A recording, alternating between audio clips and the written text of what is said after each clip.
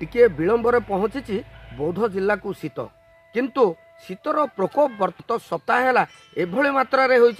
जो हाड़भंगा शीत भली अनुभूत होउछि प्राय प्राय 15 डिग्री रु तलू खसीगला रात्रिकालीन समय शीतर तापमात्रा एवं एथिरे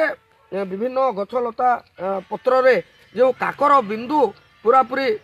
जमी रही एवं विभिन्न स्थान में निआ पौंच लोक मैंने एवं किभली भाव में बौद्ध जिले में शीत किभली भाव में अनुभूत होउछि चलतु एठाकार स्थानीय किसी बुद्धिजीवी सहित कथा कौन कहे सर शीत किभली भाव में बौद्ध अनुभूत होउछि ए वर्ष शीत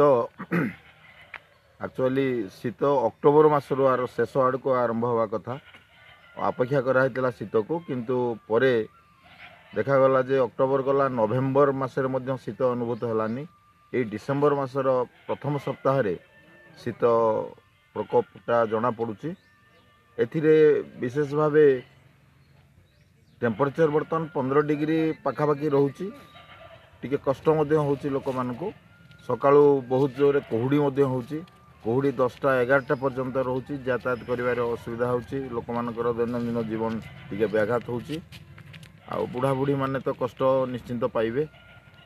एथिरे कथा हिच कौन जे आमर जो एनवायरनमेंट चेंज होची क्लाइमेट चेंज हो जाउची ये चारिटा ऋतु जो आमे उपभोग करिवा कथा तेणु आमे समस्ते एबे बड़ मजार कथा जे चा दुकान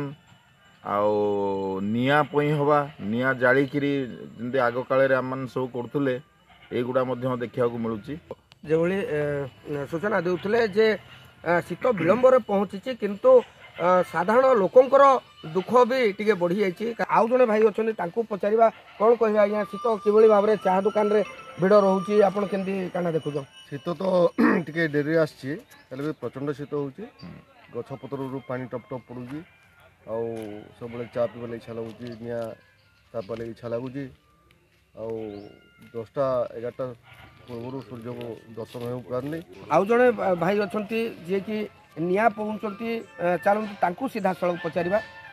सप्ताह हेरान शीत हो शीत छाड़ू ना कोहड़ी बढ़ी रोचे आउ गरीब दुखी भी ये नहीं पार्बा गाई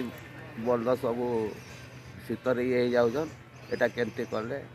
दिन 10टा तो कोहड़ी रोचे काम दाम करी होनी गरीब लोक 10टा तो ये हो निआ तापू जरा केनाडे जाई नहीं पार्बा शीत बहुत हो आपड़ जो भाव में शुणुले समस्त प्रतिक्रिया निश्चित भाव में विलंबर बौद्ध जिला को छुई शीत किंतु एभली भाव में हाड़भंगा शीत होउछि जे पूरा दिन 10टा न बाजिला पर्यंत कुहुड़ी पूरापूरी जाऊना एवं समस्ते या द्वारा प्रभावित होती केवल मनीष नुहति मनीष सहित पशु पक्षी बुला गाई गोरु एम गभीर भाव में प्रभावित होती विशेष भाव में जो चाह दुकान एवं निआ पुईवा स्थान में समस्त भिड़ देखा मिली एवं समस्ते यार जो भाव में शीतर मजा उठाऊँ बौद्धरू सत्यनारायण पाणी ईटीवी भारत।